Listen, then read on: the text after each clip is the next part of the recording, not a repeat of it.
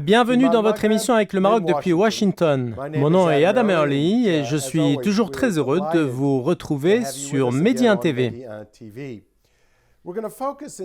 Aujourd'hui, notre sujet se rapporte au conflit en cours au Proche-Orient. En fait, nous avons été témoins durant ces dernières semaines des plus violents affrontements entre Israéliens et Palestiniens depuis 2014. La police militaire israélienne a pris d'assaut des maisons palestiniennes dans le quartier de Sheikh Jarrah et a violé l'intégrité de la mosquée Al-Aqsa. Ces événements ont provoqué, côté palestinien, des manifestations massives et de violents affrontements entre les deux parties. Le 10 mai, le Hamas a tiré des roquettes sur Israël, qui à son tour a répondu par une opération militaire à grande échelle contre la bande de Gaza. Tout cela accompagné de troubles sans précédent entre Arabes et Israéliens dans toutes les villes d'Israël. Ainsi, comme à chaque fois, l'affaire se terminera avec un accord de cessez-le-feu entre Hamas et Israël, avec un rôle majeur du Maroc quant au soutien du peuple palestinien et l'apaisement du conflit.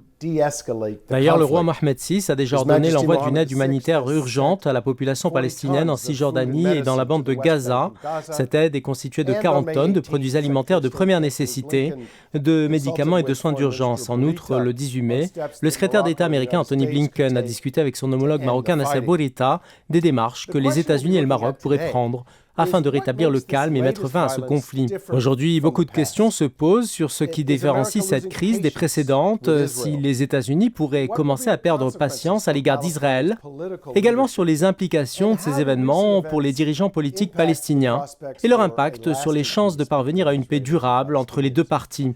Joining us to discuss these questions are two Pour débattre de toutes ces questions, j'ai le plaisir d'accueillir deux intervenants originaires de la région. Le premier, Dan Arbel, est politicien israélien senior. Il a servi au ministère israélien des Affaires étrangères pendant 25 ans. En tant que conseiller principal, l'ambassadeur d'Israël à Washington a également été membre de l'équipe de négociation israélienne avec la Syrie. Entre 2005 et 2009, il a été le chef par intérim de la division Afrique du Nord au ministère israélien des Affaires étrangères. Et entre 2009 et 2012, il était le second de l'ambassade d'Israël à Washington. Aujourd'hui, il est chercheur résident au Centre d'études israéliennes à l'Université américaine et chercheur à l'International Institute for Strategic Studies à Washington. Quant au second invité, il s'agit du docteur Saïd El-Arqat, écrivain et chercheur palestinien de renommée internationale et professeur à l'université américaine. Il est également directeur du bureau du journal Al-Quds à Washington. Le docteur Saïd El-Arqat a été le porte-parole des Nations Unies en Irak de 2005 à 2010. Mais avant d'entamer le débat avec nos deux invités, on retrouve tout de suite notre correspondante Adel Nazarian. Adel, qu'a fait le gouvernement américain pour mettre fin à cette violence entre Palestiniens et Israéliens? Et s'agit-il de mesures efficaces? Sûrement. Merci beaucoup, Adam. Les États-Unis ont fait des efforts pour trouver une solution au conflit israélo-palestinien. Le président Biden a réitéré la vision de son administration pour une solution qui est la solution des deux États dans la région. De même, durant cette semaine, nous avons entendu le porte-parole du département d'État américain Ned Price dire que le secrétaire Antony Blinken s'est entretenu avec le ministre marocain des Affaires étrangères Nasser Bourita pour collaborer ensemble afin d'arriver à un cessez-le-feu. Bien évidemment, le Royaume du Maroc joue un rôle déterminant dans la consolidation du cessez-le-feu et dans le renforcement de la stabilité et de la sécurité dans la région. Donc, ce qu'espèrent les Américains aujourd'hui, comme au cours des décennies précédentes, c'est de parvenir à la paix dans la région et c'est ce que fait cette administration aujourd'hui. Merci Adèle pour cet éclairage sur les efforts des États-Unis en vue de mettre fin à la violence. Je me tourne à présent vers Dan Arbel. Dan, comme nous l'avons vu, la communauté internationale a été choquée par les opérations militaires israéliennes à Gaza, en particulier lorsque celles-ci ont ciblé des infrastructures civiles et fait des victimes innocentes. chose jamais vue auparavant. Alors comment justifier la violence et l'ampleur de cette réaction militaire? Quel était le but pour Israël et pensez-vous qu'elle est parvenue à ses fins?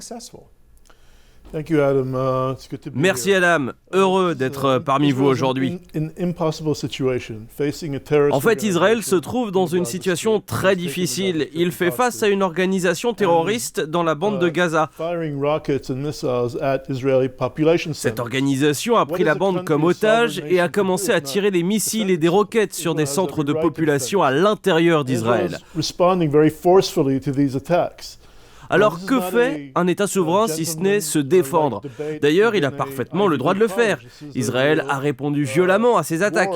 Il s'agit d'une guerre dans laquelle le Hamas a tiré des missiles sur des centres de population en Israël. Et ce dernier a ressenti le besoin de réagir, car l'objectif d'Israël n'est pas de poursuivre cette guerre, mais de réimposer la dissuasion israélienne sur le Hamas, ce qui a été le cas au cours des 7 dernières années.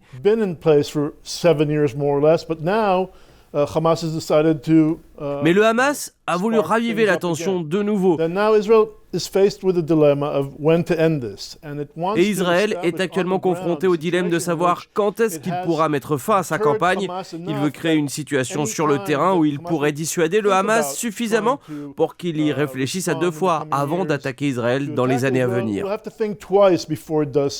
I understand the idea of self-defense and I understand the idea of deterrence, right? En fait, le prétexte de la dissuasion et de la légitime défense pourrait être compréhensible. Mais ce à quoi nous assistons aujourd'hui semble être une répétition de ce qui s'est passé en 2014. Et à chaque fois, les justifications sont les mêmes. Le Hamas mène une attaque, Israël riposte, et ainsi de suite. Nous revenons au point de départ comme dans un cercle vicieux. On se demande aujourd'hui comment quelqu'un peut-il être encore convaincu que la destruction de Gaza, de cette manière, dissuadera le Hamas à l'avenir.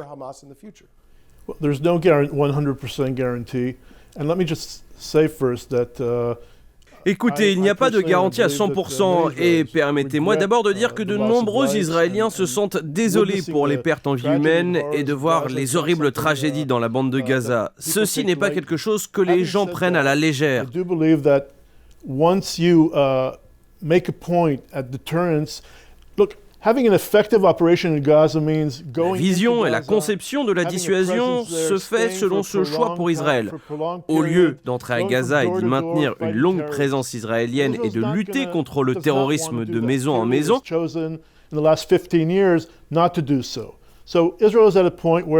ce qu'Israël ne veut pas et n'a pas fait depuis 15 ans, tout ce qu'Israël peut faire, c'est de lancer des attaques contre les centres et les bureaux des militants du Hamas. Mais pendant la guerre, des innocents sont touchés, ce qu'Israël ne fait pas de façon intentionnelle.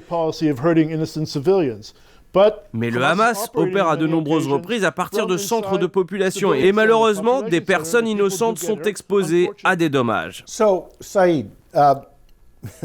Je me tourne à présent vers vous, Dr. Erakat, pour vous demander qu'est-ce qui motive le Hamas à renouveler ce type d'attaque quand, d'après les expériences antérieures, on connaît l'ampleur de la réaction israélienne à venir. Que cherche le Hamas? En quoi cela peut-il aider le peuple palestinien?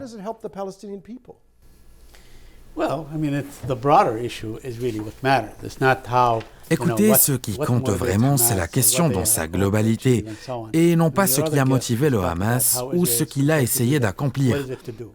Votre invité a parlé de ce qui a forcé Israël à faire ce qu'il a fait, ce que les Israéliens et les partisans d'Israël disent d'habitude. La vraie question, c'est ce qu'Israël aurait pu faire. La réponse est qu'Israël peut faire beaucoup. Israël peut lever le blocus qu'il a imposé à Gaza. Il peut mettre fin à l'occupation qui a duré plus longtemps que toute autre occupation dans l'histoire contemporaine. Israël peut également mettre fin au nettoyage ethnique et à l'expulsion des Palestiniens de leurs maisons. Le Hamas est assiégé et Israël continue ses attaques comme il l'a fait en 2014, 2012 et 2008. Et des centaines de Palestiniens, y compris des enfants, meurent du fait de ces attaques. La question n'est donc pas ce que le Hamas tente d'obtenir. Le Hamas essaie d'envoyer un message au monde que nous sommes assiégés et que nous en avons assez de cette situation qui doit prendre fin.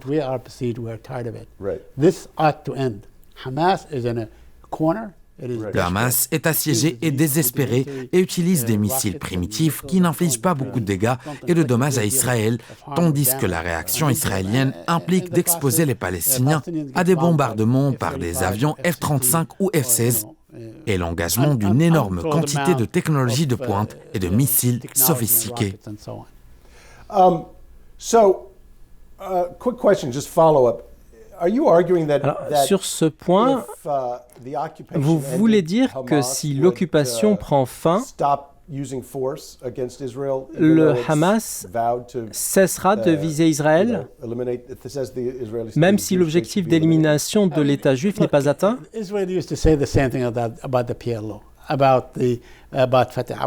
Écoutez, Israël avait l'habitude de dire la même chose à propos de l'Organisation de libération de la Palestine, du Fatah et des autres groupes palestiniens. Et lorsque Yasser Arafat était le président des Palestiniens, il se déplaçait entre Gaza et la Cisjordanie, d'où le monde a compris que c'est exactement le territoire sur lequel l'État palestinien sera construit. Et lorsque les élections palestiniennes se sont tenues, le Hamas les a remportées. La bande de Gaza est considérée comme la région la plus densément peuplée du monde. Permettez-moi de vous interrompre car nous allons devoir faire une courte pause. Chers téléspectateurs, restez avec nous.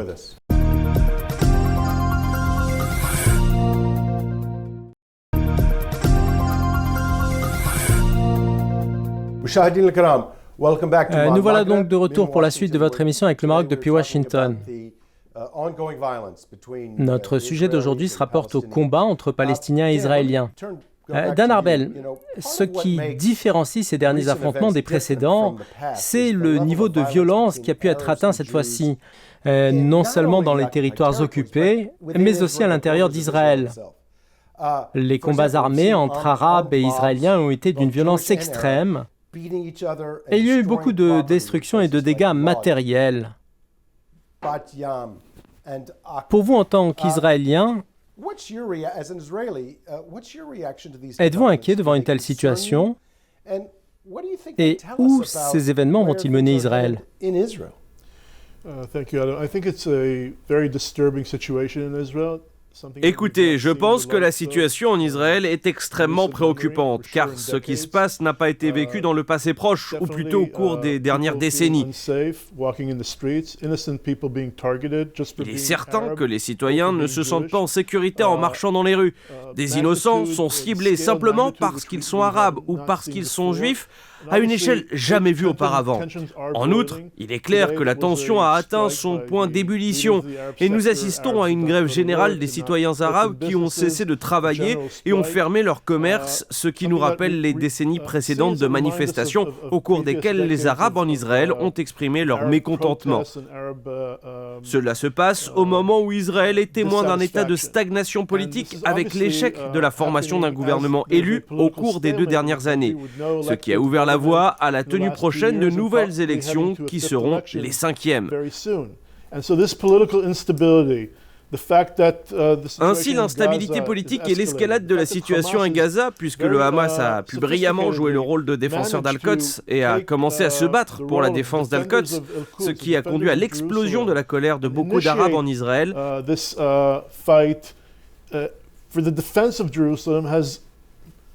Galvanized many in the Arab population of Israel, leading to what we see now. So Hamas has been not only shown great capabilities. Le Hamas a fait preuve d'une formidable capacité militaire qu'il n'a jamais démontrée auparavant, et il a également été en mesure d'influencer la rue israélienne, ce qui a déclenché la violence entre Arabes et Juifs.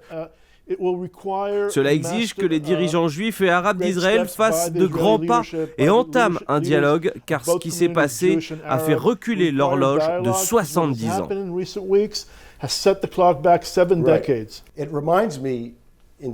En fait, cela me rappelle d'une certaine manière ce qui s'est passé aux États-Unis.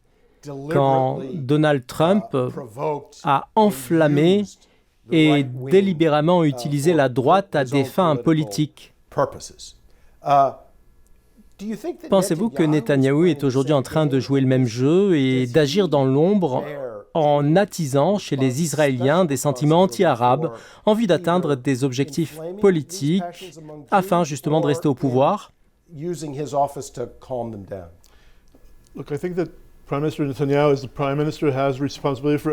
Écoutez, je pense que Netanyahou, en sa qualité de Premier ministre, assume la responsabilité de tout ce qui se passe dans un pays où il est le Premier ministre.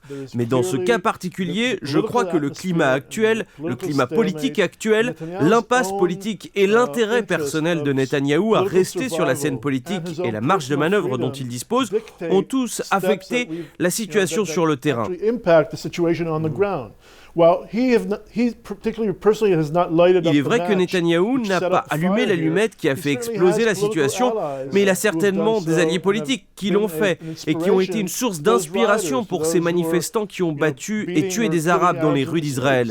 Donc peut-être que Netanyahou est responsable de tout ce qui se passe. Par conséquent, Netanyahou et les autres dirigeants israéliens doivent ramener la situation à ce qu'elle était, ce qui exigera un processus majeur de réconciliation.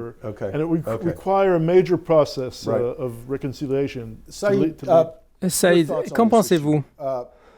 En fait, les Arabes d'Israël représentent environ 20% de la population d'Israël, mais ils sont traités comme des citoyens de seconde zone. Maintenant, comme l'a dit Dan, les dirigeants arabes à l'intérieur d'Israël doivent leur demander de rester à l'écart de la violence. D'ailleurs, certains d'entre eux l'ont déjà fait. Pensez-vous qu'Israël fait face à un nouveau front dans son conflit avec les Palestiniens et quelle doit être la réponse? Je pense qu'Israël est confronté à une révolution de colère et d'agitation. Comme vous l'avez dit, les Arabes ont le sentiment d'être des citoyens de second rang et ça, c'est une réalité qu'on ne peut pas occulter, car nous parlons de coexister tous ensemble. Mais nous assistons apparemment à un retour à 1949 au sein de la population arabe, ce qui montre des inégalités, notamment en ce qui concerne la loi israélienne qui a été approuvée il y a 2 ans. Par conséquent, les Arabes d'Israël ont le sentiment qu'ils sont privés de leurs droits et qu'ils sont pris pour cible et qu'ils ne bénéficient pas des mêmes opportunités et services normaux que les autres citoyens. Il existe une longue liste de ce dont les Arabes sont privés en Israël. Cela les poussera à plus de protestations. C'est un fait qui est resté sur le terrain pendant de nombreuses années. Nous discutions il y a des semaines de la manière dont les partis politiques arabes contribueraient à la formation d'un gouvernement israélien, mais cela est devenu irréaliste. Aujourd'hui, au lieu qu'Israël cherche à normaliser ses relations avec les pays arabes, il doit d'abord normaliser ses relations avec ses citoyens. Je voudrais que nous revenions maintenant sur les accords d'Abraham. Ils ont permis de mettre en lumière la volonté de développer des relations entre Israël et le monde arabe. Mais nous avons vu comment ces pays arabes signataires des accords d'Abraham condamnent les attaques israéliennes contre Gaza et appellent à un cessez-le-feu. De ce fait, Israël met ses partenaires arabes dans l'embarras.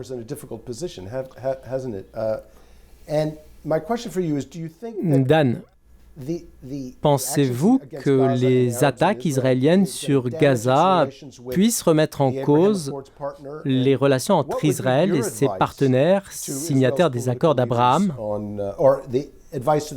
Et quels conseils donneriez-vous aux dirigeants israéliens et arabes pour préserver ces relations?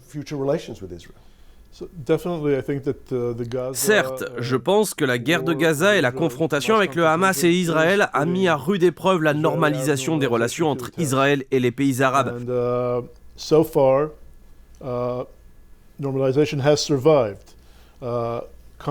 Mais jusqu'à présent, la normalisation est toujours en place.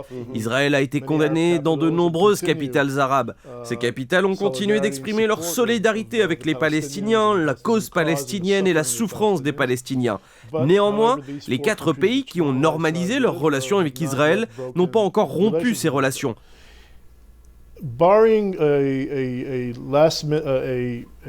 change in the dynamics right now, Et s'il ne se passe pas de changement catastrophique majeur dans la bande de Gaza, je ne vois aucun changement dans le processus de normalisation, en particulier avec les pays du Golfe, les Émirats arabes unis et Bahreïn.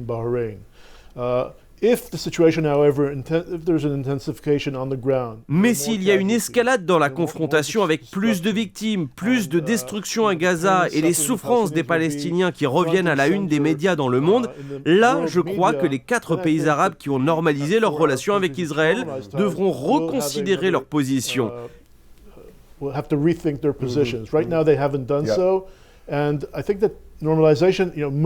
Et je pense que mettre fin au conflit actuel à Gaza et avancer par étapes le processus de normalisation demeure la meilleure option à faire pour montrer que la normalisation est toujours mise en place et qu'elle est importante. Saïd, nous avons assisté à des condamnations sans précédent à l'égard d'Israël de la part de membres démocrates du Congrès américain à l'expression de leur soutien aux Palestiniens. Il y a eu de grandes manifestations dans l'État du Michigan, accompagnées d'appels de membres du Congrès pour que le président Biden cesse de vendre des armes à Israël. Cela annonce-t-il un changement dans le regard des élus américains par rapport au soutien qui a toujours été sans réserve à l'égard d'Israël?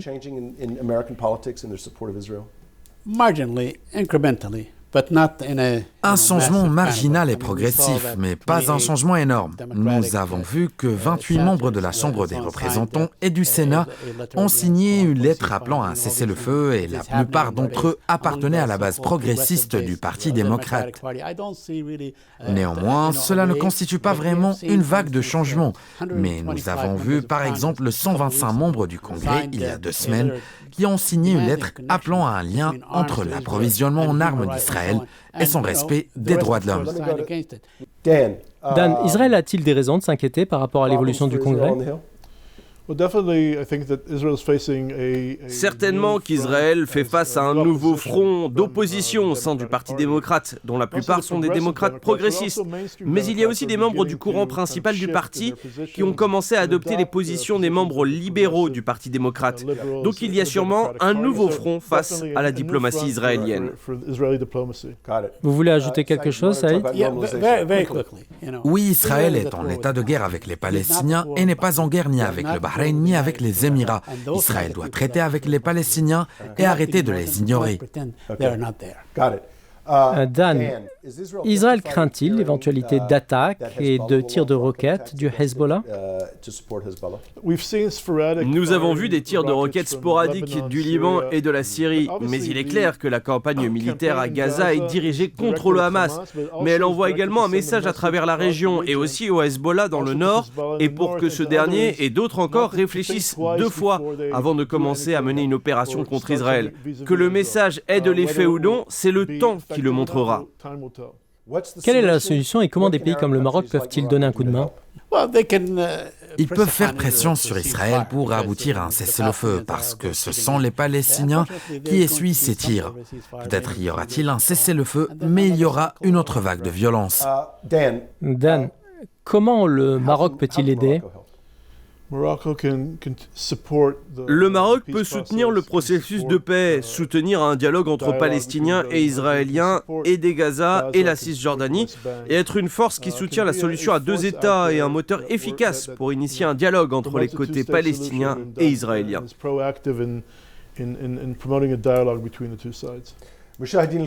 Chers téléspectateurs, vous avez entendu aujourd'hui les opinions de 2 experts des relations israélo-arabes, eux-mêmes originaires de la région. Malheureusement, l'image n'est pas bonne. Comme je l'ai dit, nous avons déjà vu ce scénario auparavant et nous en connaissons l'issue à l'avance.